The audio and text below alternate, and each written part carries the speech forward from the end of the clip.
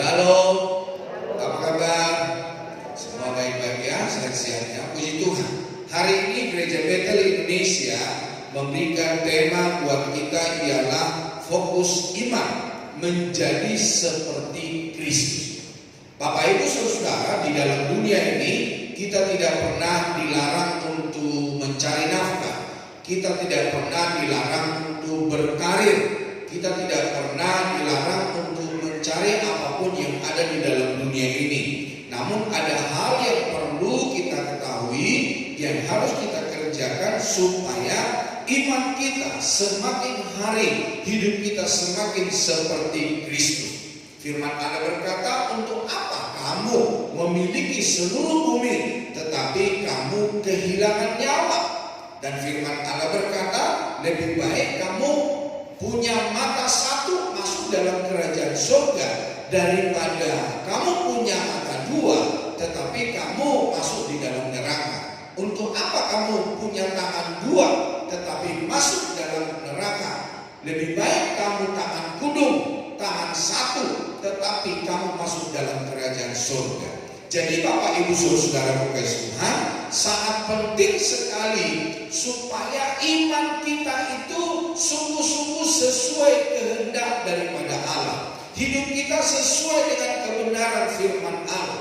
Jadi bukan apa yang kita miliki, bukan ketenaran kita, bukan kehebatan kita, bukan pintarnya kita melayani, bukan pintarnya kita berkhotbah, bukan pintarnya kita main musik, memimpin pujian atau apa saja hal-hal di dalam pekerjaan Tuhan yang Tuhan percayakan bagi kita. Namun Bapak Ibu Saudara, menjadi seperti Kristus itu sangat penting dalam hidup kita sebagai orang percaya. Kita akan melihat di dalam Roma pasal yang ke-8 ayat yang ke-29 sampai 30. Roma pasal yang ke-8 ayat yang ke-29 sampai ayat yang ke-30.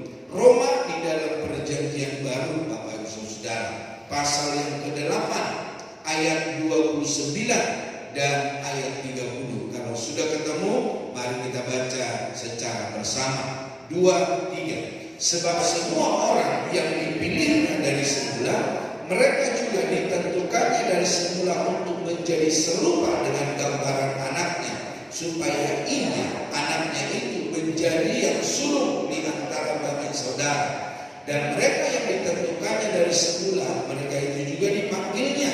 Dan mereka yang dipanggilnya, mereka itu juga dibenarkannya. Dan mereka yang dibenarkannya, mereka itu juga dimuliakannya. Nah, Bapak Ibu Saudara kasih Tuhan, dari semula kita ditentukan, dipilih oleh Tuhan, dipanggil oleh Tuhan, ditentukan untuk serupa dan segambar dengan Allah. Namun tidak dituliskan di sini Bapak Ibu Saudara bahwa kita ini diatur oleh Tuhan atau dipegang remote kontrolnya. Yang artinya Tuhan yang berhak atas segala apa yang kita kerjakan dan kita putuskan. Tidak Bapak Ibu Saudara. Tuhan memberikan hak bebas ketika kita dipilih, ketika kita ditentukannya, kita tinggal menjalankan kehidupan ini. Mau hidup benar atau mau hidup salah. Seperti firman Tuhan di dalam perjanjian lama dikatakan, Tuhan menyediakan kutuk dan berkat. Kita mau pilih yang mana?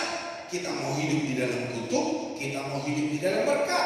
Kita hidup di dalam kebenaran sesuai dengan kehendak Allah, atau kita berjalan sesuai dengan kehendak kita sendiri. Jadi Bapak Ibu Saudara kasih Tuhan, Tuhan memberikan pilihan, Tuhan memberikan wewenang bagi saudara dan saya. Misalnya waktu murid-murid Tuhan Yesus, bertahun-tahun murid-murid itu ada bersama dengan Tuhan Yesus. Tetapi kita bisa melihat ada mereka-mereka yang meninggalkan Tuhan, ada mereka-mereka yang menyangkal Tuhan. Bahkan ketika Yesus mati, ketika Yesus dikuburkan, ketika Yesus Bapak Ibu Saudara tidak bersama dengan mereka, mereka melakukan apa yang mereka mau, Saudara. Tadinya mereka mengikut Kristus, murid Tuhan, memberitakan Injil. Ada yang kembali jadi pemancing, kembali jadi penjala ikan, ada yang kembali kepada pekerjaan yang semula. Yang artinya saudara, panggilan Tuhan bukan berarti kita dijadikan jadi remote oleh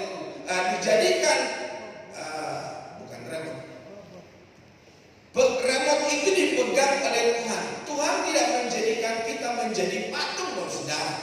Yang dimana Tuhan yang mengatur hidup kita, mau mengambil keputusan A, keputusan B, Tuhan yang mengaturnya. Tidak, saudara.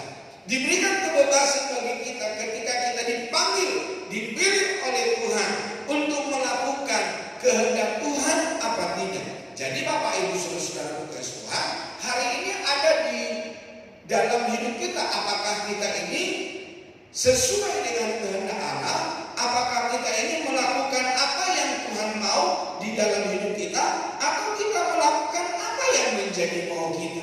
Makanya di dalam firman Allah berkata, ketika anak manusia datang yang kedua kali, maka dia akan mengumpulkan semua manusia. Nah, dikatakan di situ ada yang kambing, ada yang domba. Nah, di dalam firman Allah yang dikatakan kambing ditaruh di sebelah kirinya, domba di sebelah kanannya. Jadi Bapak Ibu Saudara, semua itu adalah keputusan di tangan kita. Kita mau jadi domba atau kita mau jadi kambing? Kita mau jadi hidup benar atau kita mau hidup sesuai dengan kemauan kita sendiri? Pilihan ada di tangan kita semua. Khotbah yang sama, firman Tuhan yang sama, persembahan yang kita berikan ke kantong yang sama, kita bergereja di gereja yang sama, namun pertumbuhan itu ada di tangan kita masing-masing.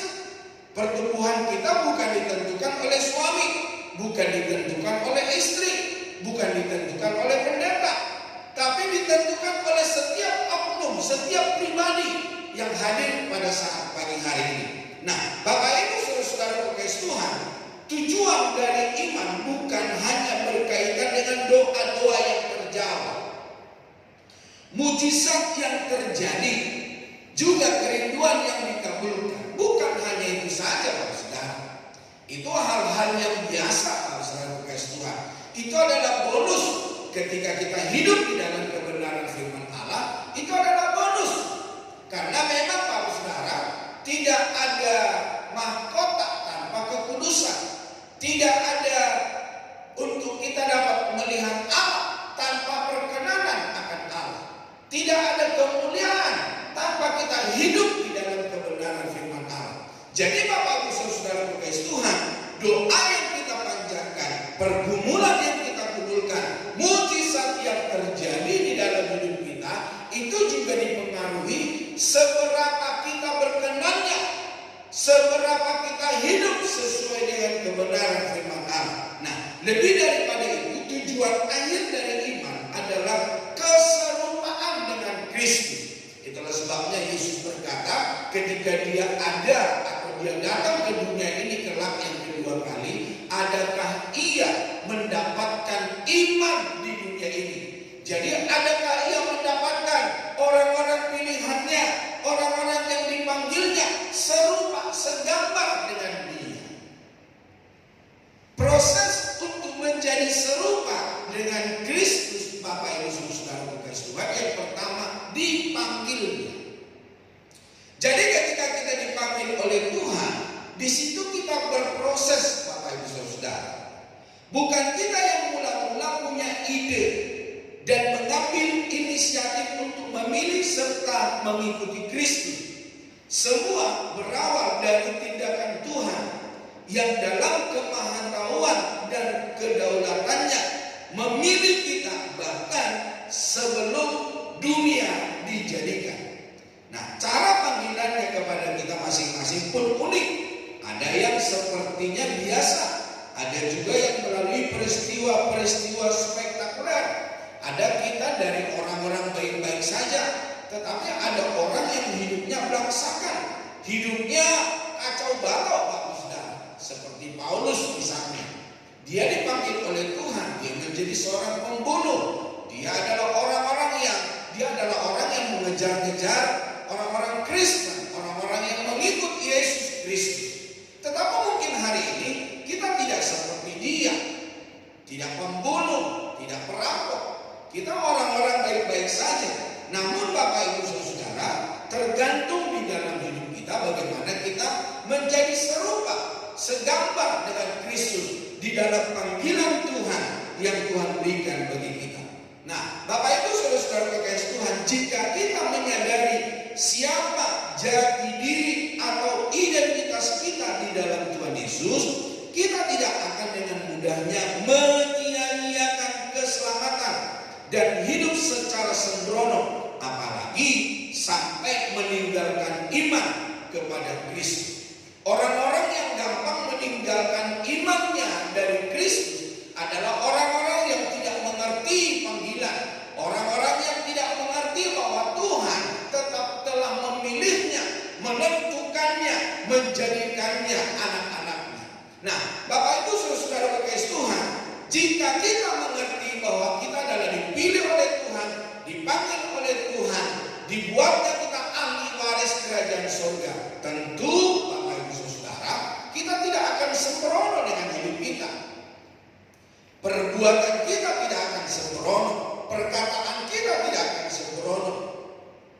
Apa yang kita kerjakan di dalam dunia ini tidak asal-asalan, tetapi semuanya berkenan tidak kepada Tuhan, sesuai tidak akan kehendak Allah. Kalau tidak Bapak Ibu Saudara, kita ini hanya penonton.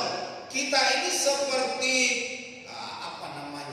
kondektur atau apa nih yang di pinggir jalan. Kalau Bapak Ibu Saudara mau ke Samarinda, mau ke kota lain, di pertigaan itu kalau kita ke kanan ke arah terminal, kalau kita lurus arah ke Pasar Butur. Nah, di situ ada suka banyak orang-orang, saya lihat mereka melambai-lambaikan tangannya kepada orang-orang yang lewat, yang turun dari kendaraan, yang turun dari motor online, mobil online. Mereka mengkiram-kiramkan tangannya, Samarinda, Samarinda, Samata, Samata, Banjar, Banjar.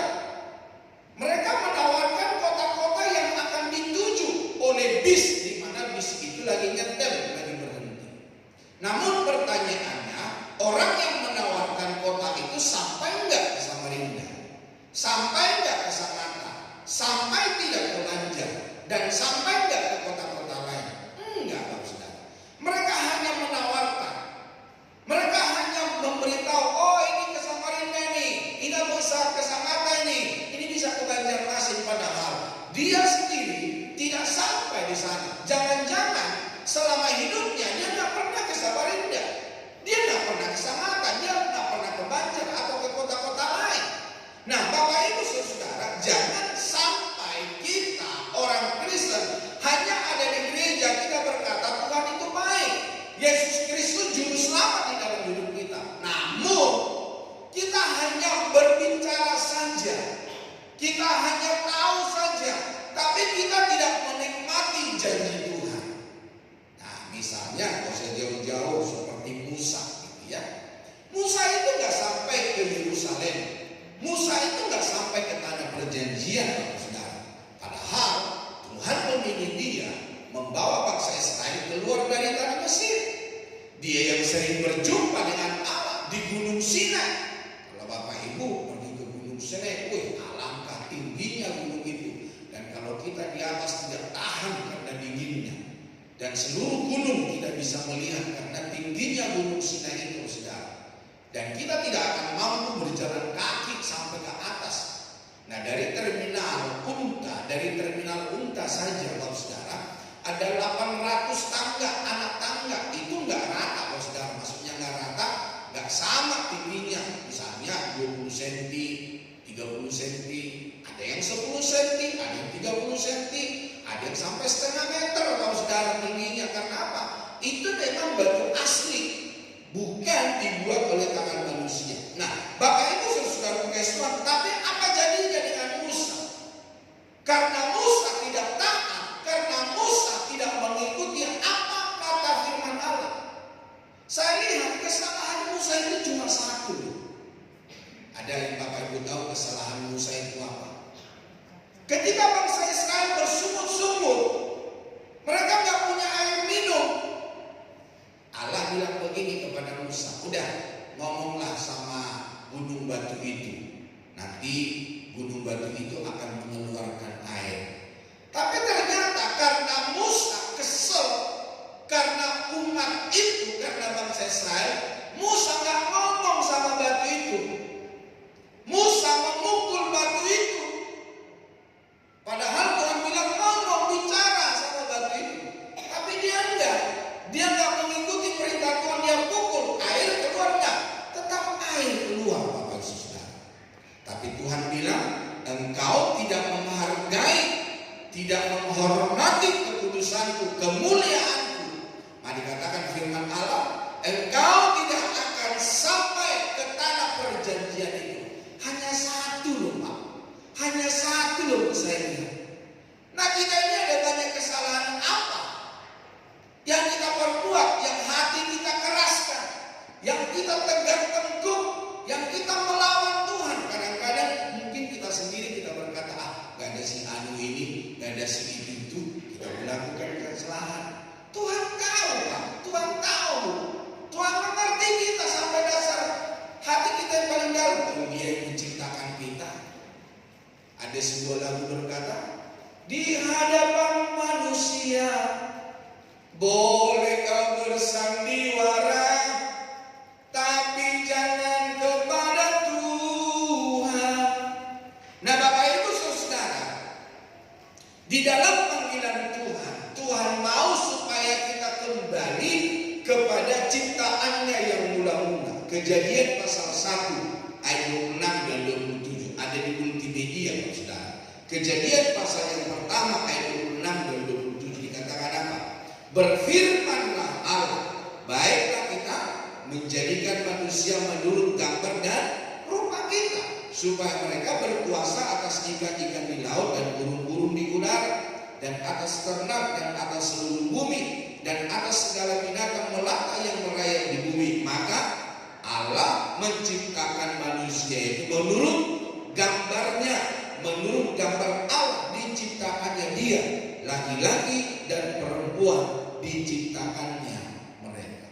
Jadi Tuhan ketika memanggil kita, ketika memilih kita, dia mau mengembalikan manusia itu serupa dan segambar. Memang ketika manusia jatuh dalam dosa, rupanya seperti apa? Ya tetap seperti Allah. Punya mata dua, hidung dua, telinga dua, punya kaki, punya tangan.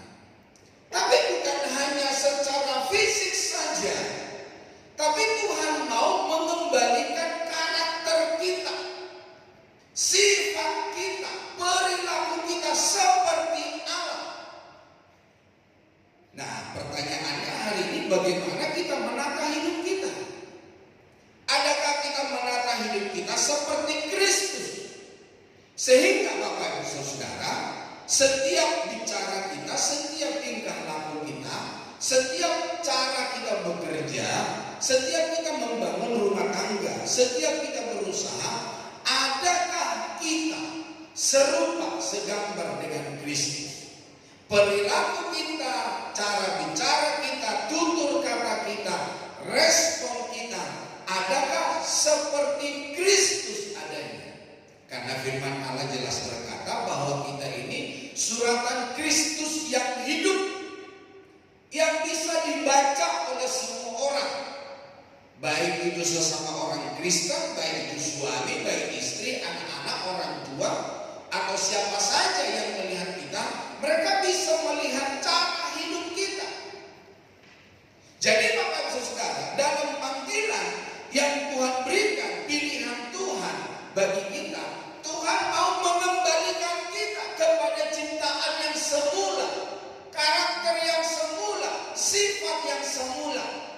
Nah, ada banyak modul-modul atau ada banyak firman Allah yang menjadi pegangan bagi kita, bagaimana supaya kita berubah, bagaimana supaya kita serupa dan segambar dengan Kristus. Lewat apa? Lewat Alkitab. Itulah sebabnya Bapak Ibu Saudara, sekali lagi saya berkata, bagi Bapak Ibu yang mungkin dengan tidak punya semangat baca kitab sendiri, di gereja kita ini ada grup-grup baca kitab. Nah, kalau mau bergabung boleh lah Bapak Ibu Saudara. Bukan hanya grup, tetapi ketika baca Alkitab itu ada laporannya bahwa dia sudah baca Alkitab. Nah, kalau Bapak Ibu nggak bisa baca Alkitab pagi, mungkin bisa malam. Teman-teman ada yang begitu, pagi dia nggak bisa baca Alkitab, tetapi malam dia bisa baca. Dan dia memberikan pemberitahuan bahwa dia telah membaca Alkitab. Jadi Bapak Ibu Saudara, oleh karena kita memiliki grup untuk baca Alkitab, terdorong belajar. Dan lewat kita membaca Alkitab, belajar kebenaran firman Allah. Mau tidak mau, kita pasti diubahkan. Oleh karena apa? Firman Allah itu dikatakan menegur. Firman Tuhan itu dikatakan memperbaiki kelakuan. Firman Allah itu dikatakan untuk meluruskan setiap langkah hidup kita. Nah, bagaimana hidup kita untuk lurus sesuai dengan kehendak Allah kalau kita tidak mengerti firman Allah? Kalau firman Allah itu tidak berbicara setiap hari di dalam hidup kita. Bahkan di dalam firman Allah berkata, buatlah firman itu menjadi kalungmu, menjadi tanda di dahimu. Dan firman Allah berkata, Yosua berkata, taruhlah di pintu-pintu rumahmu. Jadi Bapak Ibu Saudara kalau pergi ke Israel, di rumah-rumah orang Yahudi itu atau di hotel-hotel itu ada kayu sebesar jempol saya ini. Dan di dalam kayu itu dikatakan di situ ada Taurat Tuhan, ada firman Allah. Itulah sebabnya setiap bangsa Israel keluar dari rumah atau masuk rumah pasti tangannya ditaruh di situ. Untuk apa? Mengingatkan mereka akan Taurat Tuhan, mengingatkan mereka akan kebenaran firman Allah. Selain hanya itu, Bapak Saudara, orang-orang tua mengumpulkan anak-anaknya, cucu-cucunya, cicitnya untuk apa? Memberitakan, memberikan firman. Jadi Bapak Ibu Saudara, Tuhan memanggil dan memilih kita untuk mengembalikan setiap sifat kita, perilaku kita, Bapak Saudara. Nah, sebaliknya kita akan dengan sungguh-sungguh menghargai dan hidup dalam takut akan Tuhan serta mengajarkan keselamatan yang telah kita terima secara cuma-cuma karena anugerah Tuhan. Di dalam Filipi pasal 2 dikatakan ayat 12, hai saudara-saudaraku yang terkasih, kamu senantiasa taat, karena itu tetaplah kerjakan keselamatanmu dengan takut dan gentar, bukan saja seperti waktu aku masih hadir, tetapi terlebih pula sekarang waktu aku tidak hadir. Jadi Bapak Ibu Saudara, kita melakukan firman Tuhan dengan takut dan gentar, bukan takut karena ada orang melihat kita yang tidak seiman, bukan takut karena ada suami, bukan takut karena ada istri, bukan takut karena ada orang-orang seiman di sekeliling kita sehingga kita tidak melakukan dosa, tetapi karena takut akan Allah, taat akan Allah. Orang yang takut akan Allah, orang yang taat akan Allah, dan dia gentar akan kebenaran firman Allah. Sekalipun dia sendiri, sekalipun dia menghadapi hal-hal yang tidak diinginkan, dia tidak akan mengingkari imannya. Dia tidak akan menyalahi kebenaran firman Tuhan. Karena apa? Dia takut dan gentar.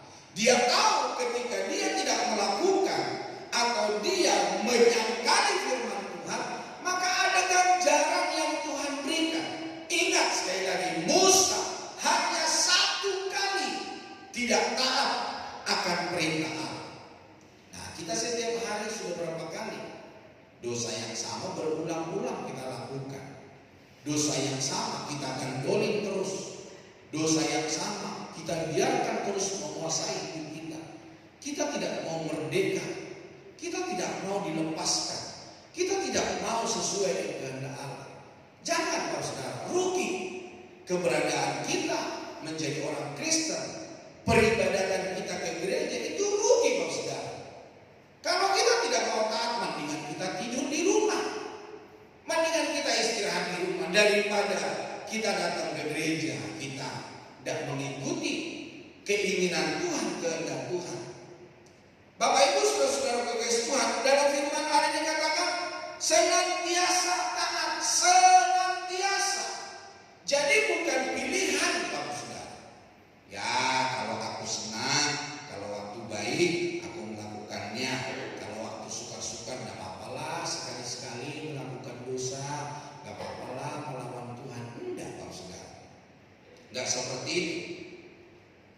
Dan tetaplah kerjakan keselamatanmu dengan takut dan gentar, bukan saja waktu aku masih hadir, tetapi terlebih pula sekarang waktu aku tidak hadir.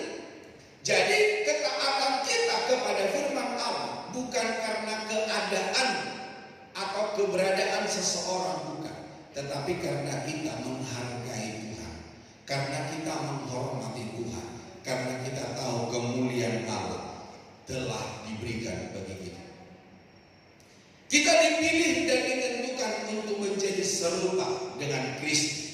Nah, barang siapa mengatakan bahwa ia ada di dalam Dia, di dalam Kristus, ia wajib hidup sama seperti Kristus telah hidup. Wajib, bukan pilihan. Kudu, harus, wajib hidup. Nah, kalau Bapak Ibu tidak mengakui bahwa Bapak Ibu tidak ada di dalam Dia, ya terserah kita, Bapak Saudara. Nah, saya sengaja tidak tulis itu di mana ayatnya. Nanti Bapak Ibu cari di Alkitab. Itu ada, itu isi Alkitab. Barang siapa mengatakan bahwa ia ada di dalam Dia, wajib hidup sama seperti Kristus telah hidup. Nah, Bapak Ibu saudara kekasih Tuhan, menjadi serupa dengan Kristus berarti memiliki karakter Kristus, sebagaimana dinyatakan dalam buah roh di dalam Galatia pasal yang kelima ayat 22 sampai 23. Jadi apa itu karakter Kristus? Apa itu buah roh? Apa itu keserupaan dengan Kristus? Nah, bagi Bapak Ibu yang telah dipenuhi, dikuasai oleh kuasa Roh Kudus, mari kita tahu apa itu kewajiban yang harus kita lakukan. Apa itu buah roh? Apa itu karakter Kristus? Coba lihat, ada di multimedia. Coba baca bersama. Dikatakan apa? Tetapi buah roh ialah kasih, sukacita, damai sejahtera, kesabaran, kemurahan, kebaikan, kesetiaan, kelemah lembutan, penguasaan diri. Tidak ada hukum yang menentang hal-hal itu. Barang siapa menjadi milik Kristus Yesus, ia telah menyalibkan daging dengan segala hawa nafsu dan keinginannya. Jadi kalau kita berkata kita ada di dalam Kristus Yesus, kita telah dipilih, kita telah dipanggil, kita menyalibkan daging dengan segala hawa nafsu dan keinginan. Yang berkuasa apa? Yang berkuasa kasih. Kita memiliki kasih, kita memiliki sukacita. Ya, ketika kita di dalam suka duka, kita bersukacita. Ketika kita beribadah, kita bersukacita. Ketika kita pulang gereja, kita bersukacita. Jangan wajah kita wajah Kates Cibinong. Tahu Kates Cibinong? Kates Cibinong itu menonjol gitu ya, enggak bulat, tetapi menonjol. Nah, jangan wajah kita seperti wajah Kates Cibinong. Atau wajah kita kayak wajah patung Gajah Mada. Kalau patung Gajah Mada, memang dia nggak manyun, saudara, tapi serem. Apalagi damai sejahtera. Orang-orang yang dipenuhi kuasa Roh Kudus, orang-orang yang memiliki karakter Kristus, dia penuh damai sejahtera. Dia orang yang sabar, saudara. Nah, kalau Bapak Ibu berdoa untuk sabar, nanti akan banyak tantangan. Kenapa saudara? Ketika kita minta sabar, ya apa hal-hal yang tidak kita inginkan, itu yang Tuhan izinkan terjadi. Untuk apa? Mempertajam kita, mengikis kita, membentuk kita menjadi seorang yang sabar. Kemurahan, murah hati. Nah, kalau kita menjadi orang-orang Kristen, milik Kristus, bagaimana karakter kita? Bagaimana roh kita telah diubahkan? Adakah kita bermurah hati? Suka berbagi waktu, berbagi pengetahuan, berbagi uang, berbagi makanan? Apa saja yang Tuhan percayakan di dalam hidup kita? Kemurahan, berbagi kebaikan.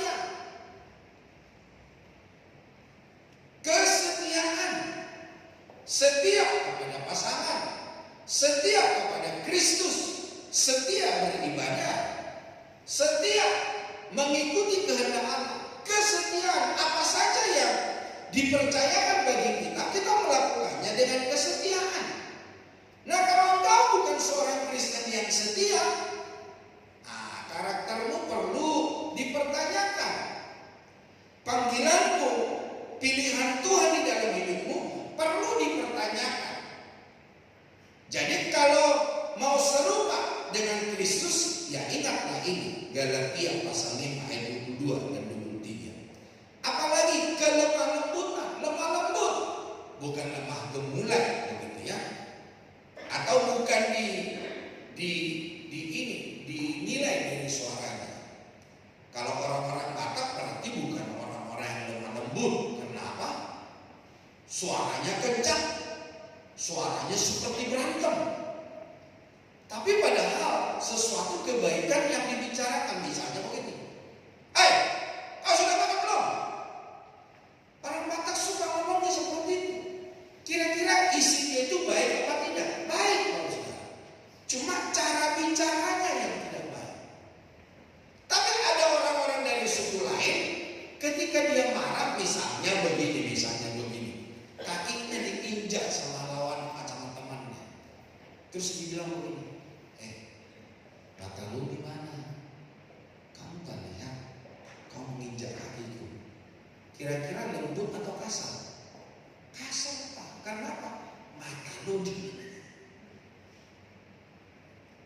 Jadi jangan menilai dari cara ngomongnya, tapi nilai dari isinya. Jadi Bapak Ibu Saudara kekasih Tuhan, kelemah lembutan, ya bila perlu sih cara ngomongnya juga yang baik, gitu ya. Penguasaan diri, gak gampang emosi, responnya respon yang baik. Dan dikatakan tidak ada hukum yang menentang hal-hal itu. Dan kalau ini kita lakukan di dalam hidup kita, orang tidak akan mempersalahkan kita, orang akan senang dalam hidup kita. Nah, yang kedua, kita dipanggil, dipilih oleh Tuhan, kita dibenarkannya. Nah, semula kita dipanggil dalam keadaan berdosa, jauh dari Allah, dan tentu saja sudah dekat dengan hukuman, sudah dekat dengan maut, sudah diambang kehancuran, kebinasaan. Tetapi kita dipanggil, kita dipilihnya, kita dibuatnya orang yang berkenan. Jadi bukan hanya kita dibuat berkenan, ya, ada tugas yang harus kita kerjakan, mempertahankan perkenanan itu, mempertahankan kekudusan itu, mempertahankan kebenaran itu, semakin hari semakin bertumbuh di dalam Kristus. Namun langkah berikutnya yang dikerjakan Kristus adalah membenarkan kita karena iman kita kepadanya.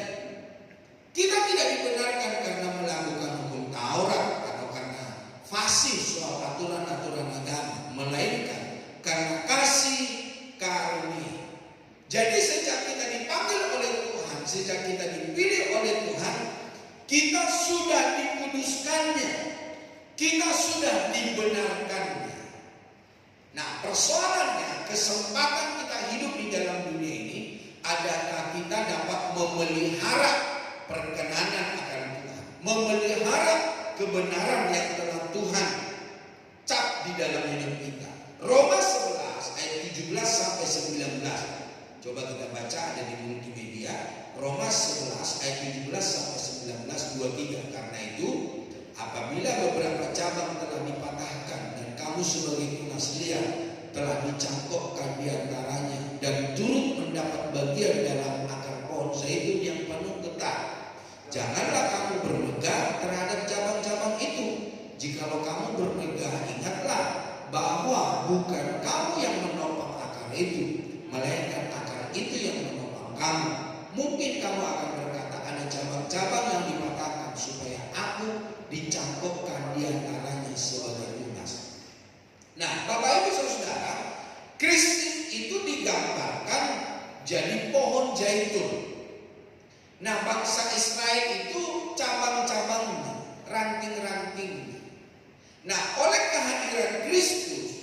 Maka kita yang di luar bangsa Israel, yang di luar Yahudi, saudara, kehadiran Kristus, kita adalah pokok anggur liar di luar daripada Kristus. Dan dikatakan dalam firman Allah, orang-orang Israel yang tegak tengkuk, yang tidak taat itu dipatahkan, dipotong. Untuk apa?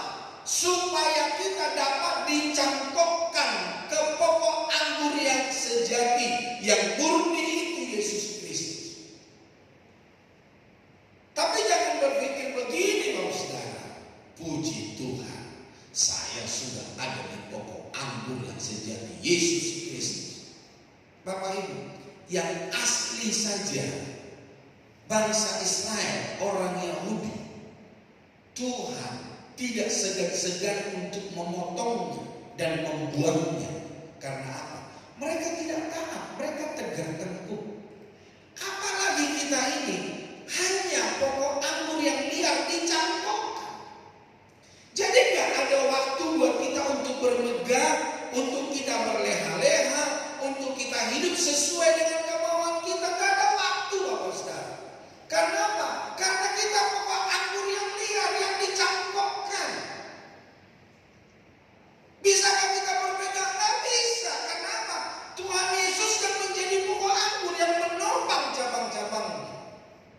Itulah sebabnya kalau Tuhan sudah memberikan kemurahan bagi kita, mari kita hargai, saudara.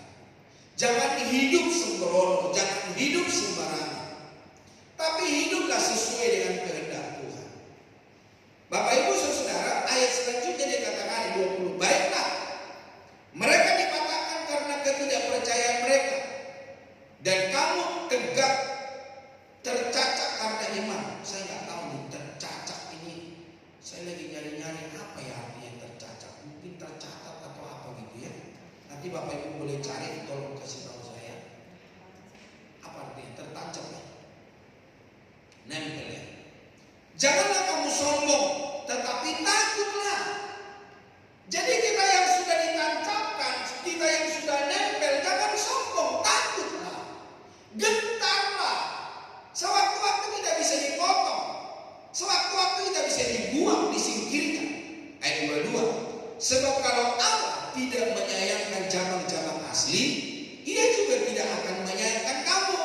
Sebab itu perhatikanlah kemurahan Allah dan juga kekerasannya, yaitu kekerasan atas orang-orang yang telah jatuh, tetapi atas kamu kemurahannya, yaitu jika kamu tetap dalam kemurahannya, jika tidak, kamu pun akan dipotong juga. Coba lihat Alkitab selanjutnya, Matius 8 ayat 11 dan 12. Matius 8, 11 dan 12. Ada juga di multimedia. Bapak Ibu yang sudah gak jelas di multimedia bisa catat. Matius 8, 11, 12. Ayo kita baca bersama dua gini. Aku berkata kepadamu, banyak orang akan datang dari timur dan barat dan duduk makan bersama-sama dengan Abraham, Ishak dan Yakub di dalam kerajaan surga. Sedangkan anak-anak kerajaan itu akan dicampakkan ke dalam kegelapan yang paling gelap. Di sana akan terdapat ratap dan kerta gigi. Bapak Ibu anak kerajaan bukan? Bapak Ibu masih bersama saya? Bapak Ibu anak kerajaan bukan? Ya, kita semua anak kerajaan. Hanya persoalannya, adakah kita golongan orang-orang yang dicampakkan dari kerajaan surga? Lihat tuh, jelas firman Allah berkata, sudah di dalam kerajaan surga dicampakkan. Dari timur, dari barat. Kita dari mana? Kita dari timur. Duduk makan bersama-sama dengan Abraham, Ishak dan Yakub dalam kerajaan surga. Sedangkan apa? Anak-anak kerajaan itu dicampakkan ke dalam kegelapan yang paling gelap. Jadi artinya begini, saudara, jangan kita hidup semena-mena. Jangan kita hidup dengan lengah. Wah, masih anugerah Tuhan. Ini loh, Sudah dalam kerajaan surga loh. Masih dicampakkan. Anak-anak kerajaan aja dalam kerajaan surga dicampakkan ke dalam kegelapan yang paling gelap. Jadi artinya begini, jangan hidup semau sendiri. Hiduplah sesuai kebenaran firman Tuhan. Memang firman Tuhan itu sangat keras ya. Secara daging kita tidak akan mampu melakukannya. Ya memang kalau dengan kekuatan sendiri tidak akan mampu. Itulah sebabnya mari hari ini kita memiliki karakter Kristus. Kita yang sudah berkata di Roh Kudus, milikilah karakter Kristus. Hendaklah sifat-sifat Kristus sehingga apapun yang terjadi, kita tetap hidup dalam kebenaran. Begitu ya Bapak Ibu Saudara. Saya berdoa tiap hari, tiap pagi Bapak Saudara. Saya sebut nama Bapak Ibu. Sampai ke Pak Meldi saya bilang, Pak tolong kirimkan nama ibu, nama anak-anak. Tapi Pak Meldi belum kirim buat saya. Karena apa? Saya sebutkan nama Bapak Ibu setiap hari, setiap pagi. Di tempat ini, di gereja ini Bapak Saudara. Supaya apa? Setiap kita yang ada di gereja ini, kita memperoleh anugerah keselamatan daripada Tuhan. Dipelihara, dilindungi oleh Tuhan. Jadi Bapak Ibu Saudara Tuhan, mari hari ini supaya setiap kita berhati-hati dalam hidup ini. Yang terakhir, musik boleh maju ke depan. Dimuliakannya. Setelah kita dipanggilnya, kita dimuliakannya. Tidak hanya dipanggil dan dibenarkan, kita juga mengalami proses dimuliakan oleh Kristus, oleh kematian Kristus, oleh kasih dan anugerah Kristus. Kita dimuliakan. Kalau seorang memiliki obsesi menjadi orang kaya, memiliki rumah besar, apartemen mewah, mobil, villa di pinggir pantai, misalnya gitu ya, maka ia akan berusaha untuk mendapat banyak uang. Maka dia akan bekerja keras, maka dia akan membuka bisnis. Seperti kalau saya naik ojol gitu ya, ojol atau mobil online, saya tanya, bangun jam berapa? Jam 3 sudah jalan Pak. Terus malam pulang jam berapa? Kadang-kadang jam 10 malam, kadang-kadang jam 12 baru pulang. Terus kamu tidurnya berapa jam? Ya kadang-kadang kalau belum ada panggilan, saya tidur sebentar Pak. Kenapa mereka bisa melakukan seperti itu? Supaya mendapatkan hasil, mendapatkan upah. Bapak Ibu Saudara, orang-orang yang mau memiliki sesuatu yang diharapkan dari dunia harus bekerja keras.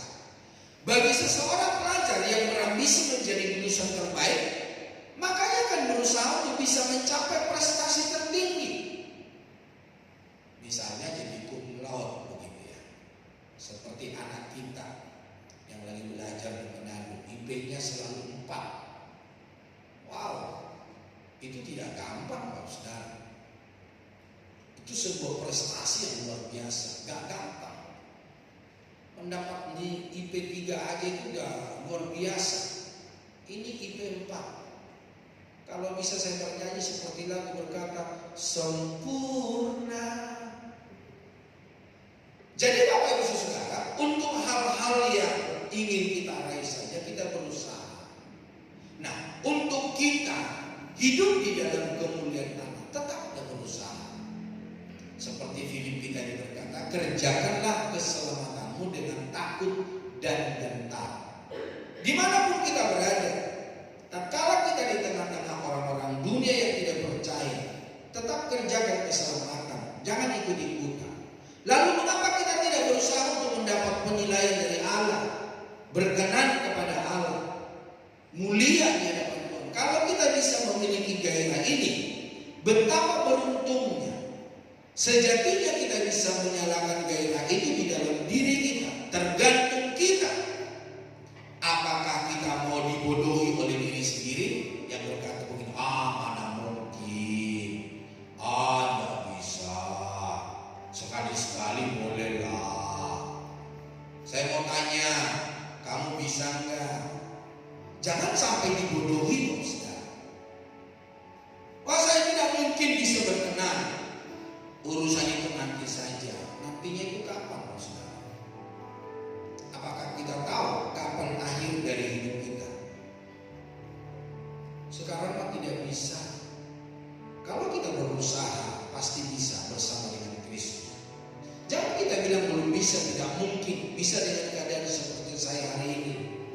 Dengan pemikiran seperti itu, kita dikunci atau mengunci diri kita dalam kebodohan dan ketidakmampuan hidup berkenan kepada Allah. Kemuliaan yang diberikan Kristus bersumber dari Bapa, pemilik segala kemuliaan. Kemuliaan yang bukan berasal dari kefanaan dunia. Betapa karyanya bagi kita adalah karya yang utuh dan sempurna. Tujuan dari pemulihan itu adalah agar kita bisa menyebarluaskan kemuliaan itu bagi dunia. Lewat hidupku ketika kita dipanggil, ketika kita dimuliakan, ketika kita dikuduskan, dibuat berkenan kepada Tuhan supaya apa? Supaya kita bisa menunjukkan Kristus. Ya seperti yang saya bilang tadi ya, menjadi suratan Kristus yang hidup. Jadi orang gak perlu melihat mana Allah ini, tetapi Tuhan menjadikan kita menjadi muridnya. Saya kan sudah pernah memberitahu kepada Bapak Ibu Saudara, pemazmur berkata, Allah berkata begini, aku berfirman, kamu adalah Allah, anak Allah yang maha tinggi. Nah bagaimana supaya dunia dapat melihat Allah? Yang melihat kita orang-orang Kristen. Kalau orang dunia tidak melihat kealahan di dalam hidup kita, tidak melihat hidup Kristus dalam hidup kita, ya kekristenan kita perlu dipertanyakan. Majulah terus di dalam Tuhan. Bapak Ibu Saudara, kita semua pasti bisa hidup sesuai dengan Allah. Karena kita telah dipilih, kita telah ditentukan, kita telah